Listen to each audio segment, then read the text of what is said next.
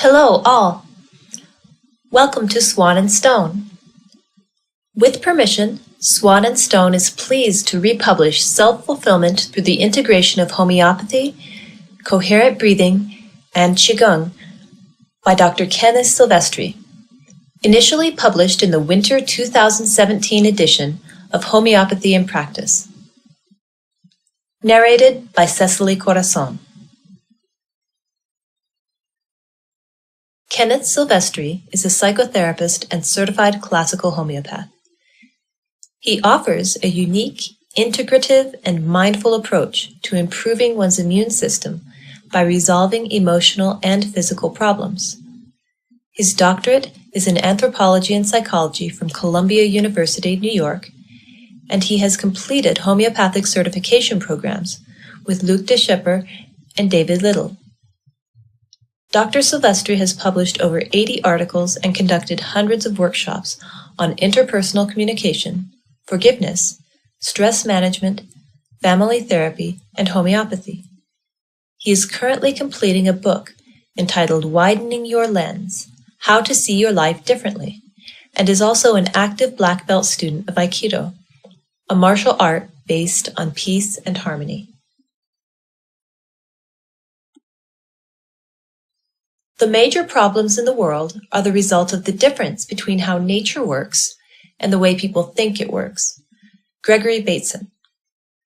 During the past several years, I've incorporated two profoundly effective resources, Coherent Breathing and Qigong, into my practice of systemic psychotherapy and homeopathy. This has made a dramatic positive difference in closing the gap between a patient's expressed presenting problem and desired wellness outcomes.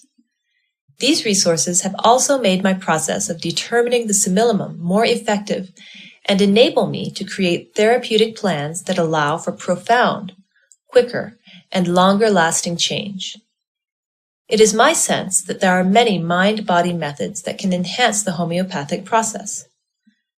My goal in this article is to demonstrate how this can occur using two specific techniques that have proven successful in my practice. When a patient is seeking to improve their health, it is important for them to recognize how they interact with the world from a systemic point of view. I present the metaphor of widening one's lens. Using this perspective encourages them to see things in context, as opposed to focusing on content, which seems to be the prevalent mode in the medical and mental health world.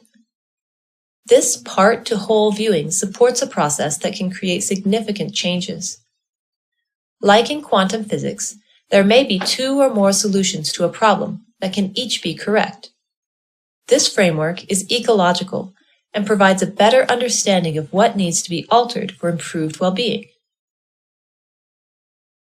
This is holistic healing as contrasted with allopathic medicine. Seeing beyond fragmentation enhances the homeopathic process, and even more so when it is integrated with coherent breathing and Qigong. Samuel Hahnemann supported the use of ecological psychology in treatment. In all the so-called somatic diseases as well, the mental and emotional frame of mind is altered.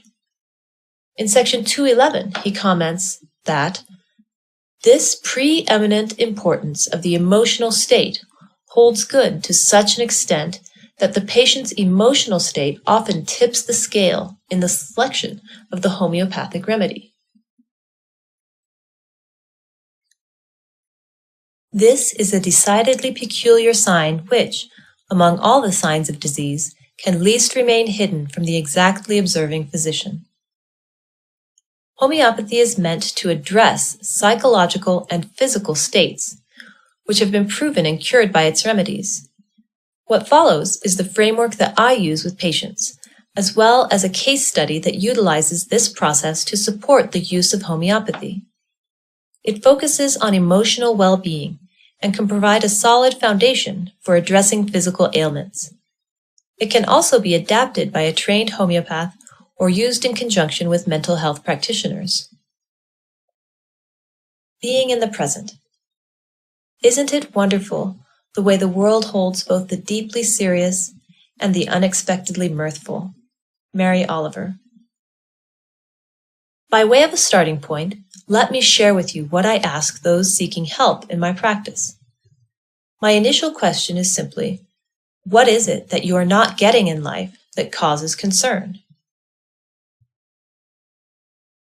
I ask them to think about this for a few minutes. When they have defined this concern or grievance, I ask them to focus on the consequences of what they are not getting. This is a portal to homeopathic inquiry similar to Clemens von Bunninghausen's method of asking how, what, why, and when to elicit rubrics.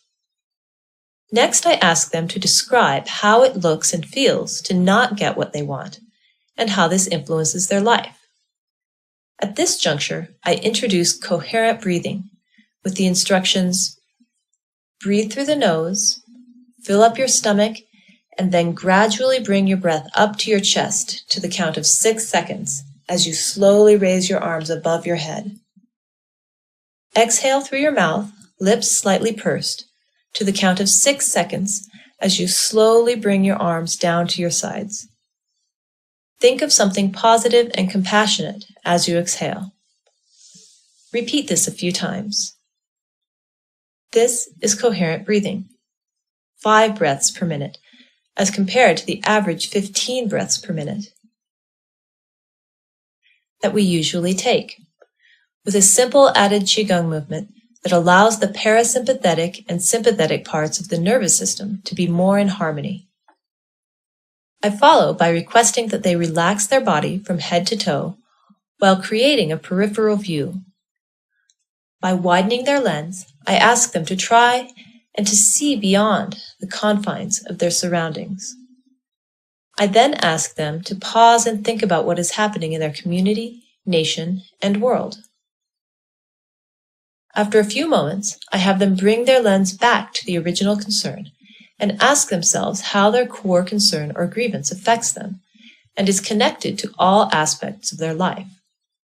What insights, sensations, modalities, and strengths arise in them as they consider their grievance from a wider perspective? I request that they view these insights as unique, positive, and profound, and record them or enter them in a journal. This framework allows for homeopathic rubrics to come to the surface more readily. Widening one's lens gives us perspective and allows for ecological thinking.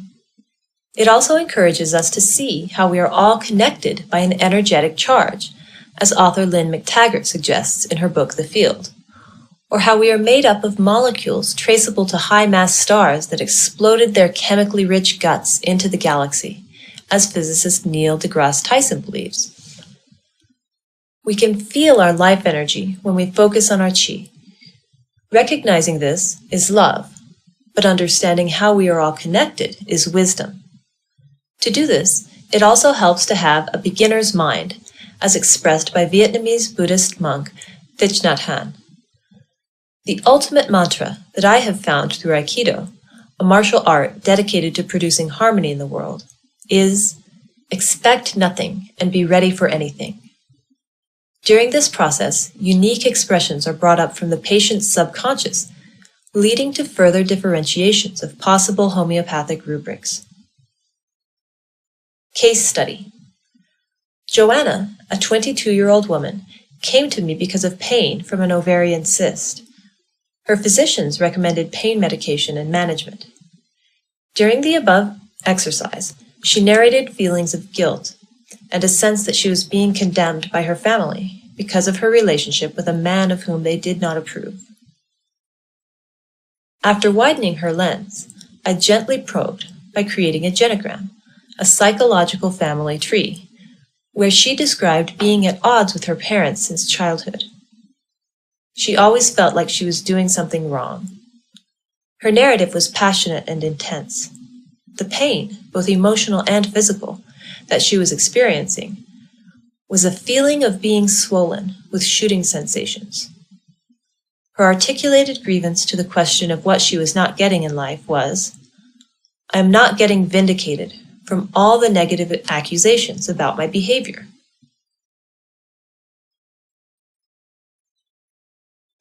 The consequence of this feeling produced guilt, resentment, and unhealthy decision-making. Joanna said that she now recognized the connection to her feelings when the pain became intense. She agreed to do the coherent breathing and Qigong movements 20 minutes a day and return in a week. I did a preliminary repertorization based on her initial narrative. Creating a supportive environment. I realized there are major social issues: health, education, human rights, social justice, political power, protection of the environment, the management of business enterprises, the economy, and so on. All have to do with living systems, with individual human beings, social systems, and ecosystems. Fritjof Capra. When a grievance is embedded and shows no resolution, the fight or flight part of our autonomic nervous system becomes revved up and habitually overused. This part of our nervous system is great for reacting to a life-threatening situation, but injurious to our mental and physical health if overused. It is not healthy to be saving your life 24 hours a day. However, we have a choice to alter our framework and utilize our parasympathetic nervous system, the calm down part. This can be accomplished by mindfully focusing on and being grateful for the good in the world. It is not about minimizing hurt. It is about changing one's grievance story. This helps unearth suppressed feelings and embedded physical symptoms in many ways, providing clues to Hering's Law and directions of healing. Gratitude and compassion stimulate the vagus nerve, which gets its name from its Latin origin, wandering. This nerve covers much of the upper body and regulates our metabolism, heart rate, and general well-being. It responds to positive thoughts and is the nerve of compassion. The consequences of a revved-up sympathetic nervous system, as mentioned above, is that it undermines the vagus nerve, putting us in the protector mode, which overrides our nurturing mode. It is difficult to be compassionate, or for that matter, empathic, when we are locked into our sympathetic nervous system, which kicks us into fight or flight. We are actually dumber when frightened. The nervous system is made up of specialized cells that are responsive to the environment. We now know that cell membranes actually read information from our environment. Stress hormones shrink the portion of our brain that is the center of higher reasoning. Franklin Delano Roosevelt had it right when he referred to fear as our biggest enemy. Coherent breathing is one of only a very few techniques we can use to alter imposed injurious patterns on our nervous system. This slow and focused breathing assists the parasympathetic part of the nervous system to calm and heal us. The level of activity associated with this process can be measured using the changes in heart rate that are linked to breathing. These fluctuations are used to calculate heart rate variability, or HRV. Changing the rate and pattern of breathing alters HRV, reflecting shifts in nervous system activity.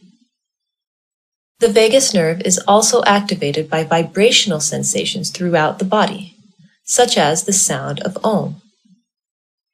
Using breathing patterns, it is possible to move the epicenter of the vibrations to different locations in the body.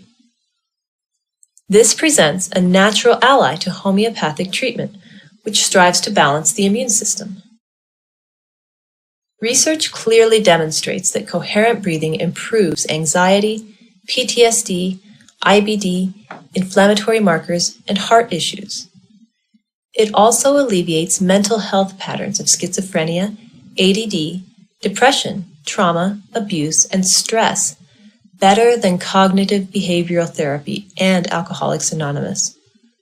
Coherent breathing alters thalamic inputs to the cortex and enhances oxytocin, the cuddle hormone, while improving the vagus nerve function and space awareness.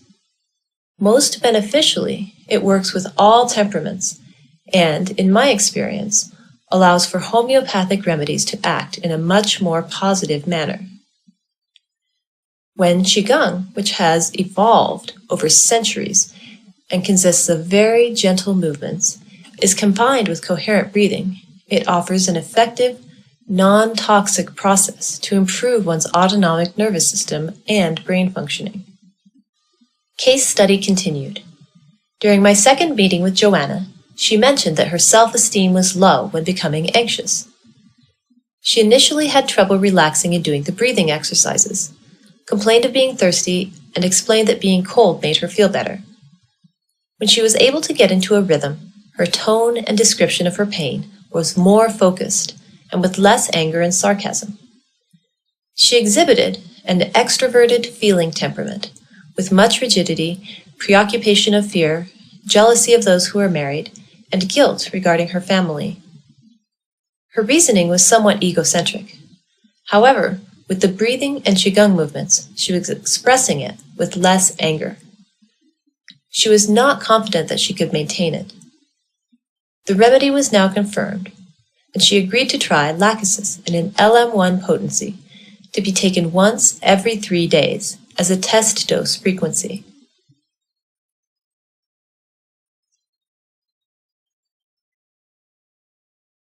Celebrating possibilities to explore your energy and poetic expression. Discovery is, in its essence, a matter of rearranging or transforming evidence in such a way that one is enabled to go beyond the evidence so reassembled to new insights. It may well be that an additional fact or shred of evidence makes this larger transformation possible. But it is often not even dependent on new information. Jerome Brunner. There are many artistic means to experience creativity. Here is one exercise that demonstrates the power of poetic expression. Ask your patient to revisit their grievance from the widening your lens exercise and to think about what it is that they may need to sustain themselves. List words that describe their needs. Next, ask them to do 5 minutes of coherent breathing with the simple Qigong movement listed above. Extending their arms to the sides with palms up, lifting them up during the 6-second inhalation toward and above their head, then bring them down slowly on their 6-second exhalation. This should be done for 5 minutes, 25 breaths. Ask them to allow words of compassion to come to their mind that nourish them as they exhale. After they finish this exercise, have them jot down ways they can connect the nourishing words with the needs that they listed. They can next write down feelings about connecting their needs with ways that will make them feel more whole and healthy. All these possible insights can evoke patterns and symptoms that can be used for possible second homeopathic prescriptions. Case study continued. Joanna came for her follow-up session 3 weeks after starting the remedy. It had been decided after the first week that she should continue the remedy every other day. She said that while her pain was still occurring, it was not as severe as before. After doing some coherent breathing at the beginning of her session with some Qigong movements, I asked her to do the above exercise, which allowed her to take an inventory of her strengths, needs, to set goals, to feel less persecuted, and to be more expressive toward her parents in an assertive manner. She felt less addictive and, although still very talkative, her train of thought was very focused. Be able to adjust and research your fallibility. Mahatma Gandhi referred to the positive power of truth that comes out of seeing things in perspective when he said, "Your beliefs become your thoughts become your words become your actions become your habits become your values become your destiny." The final step in this process of self-fulfillment using homeopathy and any adjunct mindful techniques is to amend the original grievance identified at the beginning of this article. For example, from "I cannot find happiness" to "I will be happy."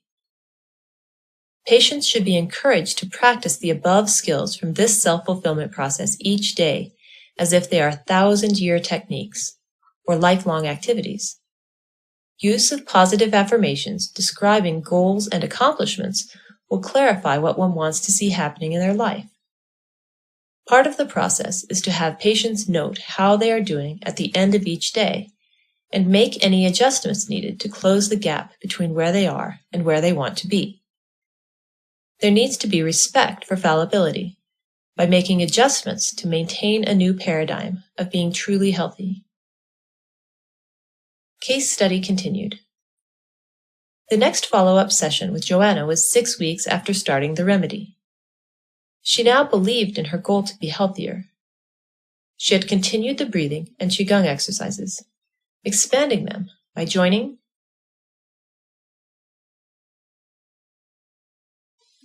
a Qigong class at the local adult school. She shared an amendment to her original grievance by using what she called a new mantra, one that not only accepted her connections to her family, but also one that understood the subtle nuances that caused conflict. Her amended grievance was a positive statement of, "I will have my actions and behavior acknowledged and affirmed." She also reported that her ovarian cyst pain had subsided, and I recommended that she should now take the remedy on an as-needed basis. Conclusion. I believe that homeopathy, although having a long history of clinical successes, has been plagued with the difficult process of determining the simillimum and supporting it with lifestyle changes, something that Hahnemann himself strongly advocated. A true integration of mind-body resources offers complementary means to recognize the pattern of suffering and consequently help determine the needed remedy and therapeutic goals to strengthen and maintain the immune system's ability to create balance. The use of coherent breathing and Qigong that I described above is one of many approaches that can enhance the homeopathic process. Other modalities such as yoga, meditation, music, art therapy, forgiveness, aikido, tai chi, nutrition, sports, poetic expression, to mention a few, if they have a mindfulness or systemic basis, provide opportunities to create personal clarity. This provides a segue for the discerning homeopath to access the subconscious reservoir of insights that represent the totality of one's makeup, all of which can lead to a better understanding of the unique, extraordinary, and peculiar patterns for healing and optimal health.